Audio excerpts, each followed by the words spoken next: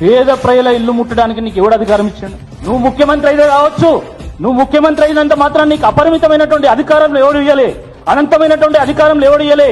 ఈ దేశంలో ముఖ్యమంత్రి కాదు, ప్రధానమంత్రి కూడా పరిమితులకు లోబడే పని చేయాలి, చట్టానికి ఆధారంగానే పని చేయాలి తప్ప తన ఇష్ట అనుసారంగా పనిచేయడానికి హక్కు లేదు. నువ్వేం చట్టానికి అతిథుడు ఏం కాదు. నిన్ను కూడా ఈడుస్తాం ప్రజా కోర్టులకు, గుర్తుపెట్టుకో. న్యాయపరంగా కొట్లాడుతాం, నిన్ను ప్రజా కోర్టులకు ఈడుస్తాం. ఏ ప్రజలైతే నిన్ను ముఖ్యమంత్రి చేసిల్లో ఆ ప్రజల నీ మీద తిరగబడేలాగా కొట్లాడతామని చెప్పి ఈ సందర్భంగా హెచ్చరిస్తా ఉన్నాం. అరే నువ్వు ఎవడైనా పెద్దోని పొద్దుని కొట్టుకో, నువ్వేమైనా చేసుకో, కమిషన్ తీసుకో, మాకు సంబంధం లేదు. కానీ పేద ప్రజల జోలికి వస్తే తప్పకుండా బీఆర్ఎస్ పార్టీ కన్నెర చేస్తుందని చెప్పి ఈ సందర్భంగా హెచ్చరిస్తా ఉన్నాం. బీఆర్ఎస్ పార్టీ అంటే తెలంగాణ ఆత్మ, తెలంగాణ గుండె చప్పుడు.